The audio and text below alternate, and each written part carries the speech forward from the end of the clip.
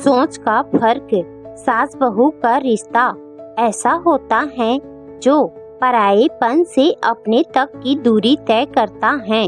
ऐसा हो इसके लिए जरूरी है बदला नजरिया। पढ़िए इसी महत्व को बताती ये कहानी। अतुल सालों बाद विदेश से लौटा था। एयरपोर्ट से सीधे अपने शहर की ट्रेन उसने पकड़ी थी। 4 सालों तक विदेश में रहने के बाद अब की बार उसे छुट्टी मिली थी।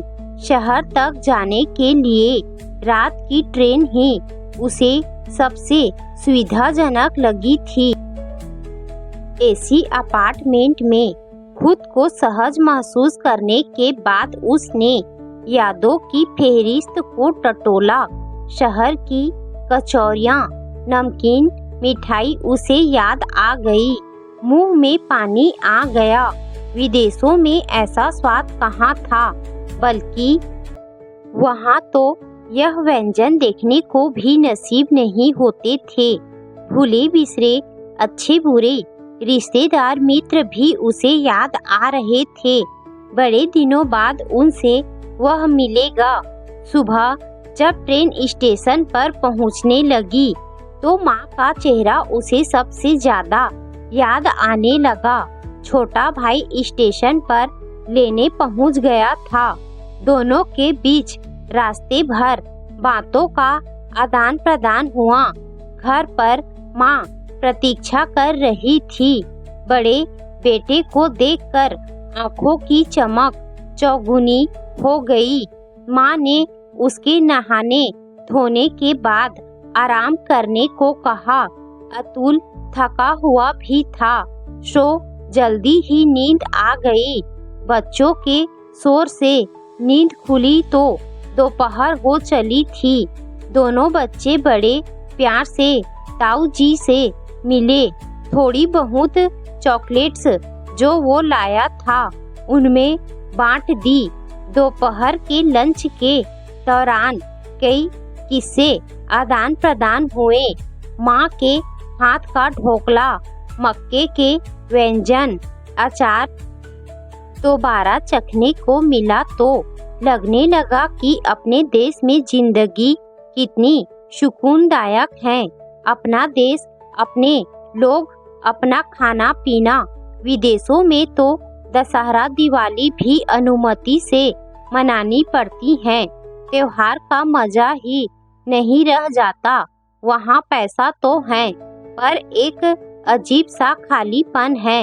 हालांकि वहाँ पर काम करने की जिद भी उसी ने की थी।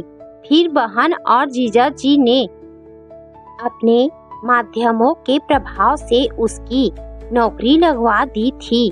पर काम का दबाव बहुत था और आराम सुरक्षा तथा स्थायी तो बिल्कुल नहीं।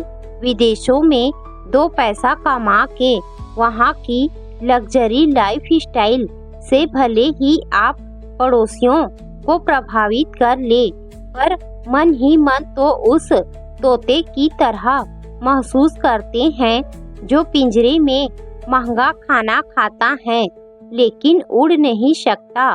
10-12 दिन तो पंख लगा के उड़ गए। बच्चों के साथ वॉकिंग पर जाना, रिश्तेदारों से मिलना, अपने पुराने सहकर्मियों से मुलाकात, कुछ लाइफ इंश्योरेंस के काम। भाई का घर और उसका घर एक ही बिल्ड में थे।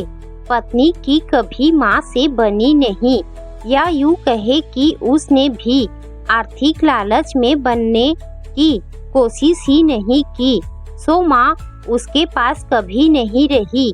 वहीं अपने बीवी बच्चों समेत त्योहारों पर छोटे भाई के घर आ जाता था।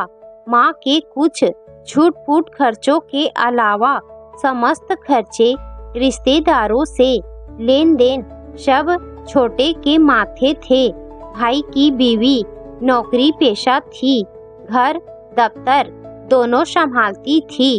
कामकाजी होने के बावजूद भी उसने घर में सामंजस्य रखा हुआ था। अतुल माँ की सहनशीलता व कार्यशैली को इसका जिम्मेदार मानता था। माँ बहू को कुछ कहती ही नहीं थी, आगे बढ़कर काम कर देती थी।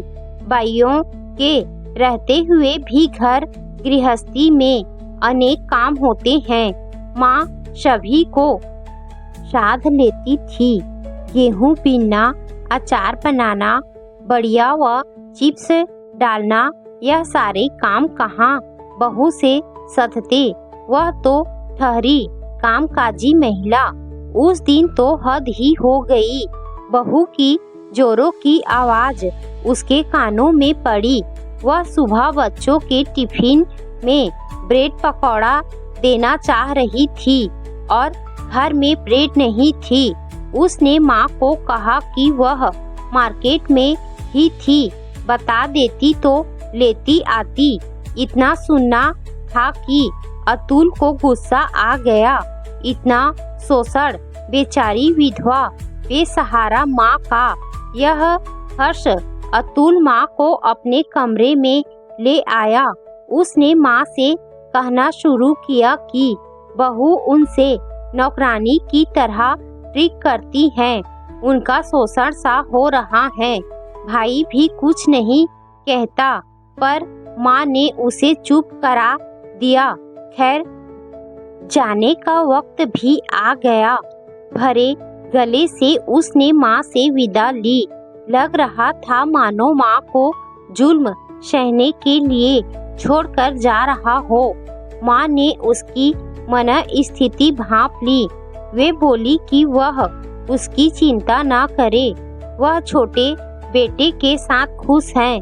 बहू उसकी अपनी ही है और उसमें तथा अपने बेटे में कोई फर्क नहीं समझती है। अतुल ने हैरानी से माँ की तरफ देखा। उनकी आंखों में दृढ़ निश्चय था। कामकाजी होने के बावजूद बहू ने कभी भी स्वयं को घर से अलग नहीं समझा था। उनकी भावनाओं और जरूरतों का हमेशा ख्याल रखा और उसे माँ का दर्जा दिया। थोड़े बहुत झगड़े या मत विभिन्न तो हर घर में होते हैं। घर के काम तो वह स्वयं टाइम पास करने के लिए और फिट रहने के लिए खुद ही करती हैं। छोटी बहू ने स्वार्थ नहीं, हमेशा घर का हित देखा। अगर हम बहुओं में कमी और उनके काम में मीन मेख निकाल कर उन्हें अलग मानते रहेंगे तो परिवार में एकता कैसे बनेगी। परिवार में सामंजस्य नहीं होगा तो काम सधेंगे कैसे। बहू भी तो अपना घर छोड़कर ससुराल की हर रीत अपनाती हैं, फिर उसे हमेशा संदेह से देखना कहाँ तक उचित है। नौकरी पेशा होते हुए भी कभी कामकाज में चोरी नहीं की। घर में बेटी की तरह रही। देर हो रही थी अतुल को जाने के लिए। माँ ने आशीर्वाद दिया तो उनके चेहरे पर तृप्ति थी। अतुल माँ के इस मॉडर्न दृष्टिकोण पर हैरान था।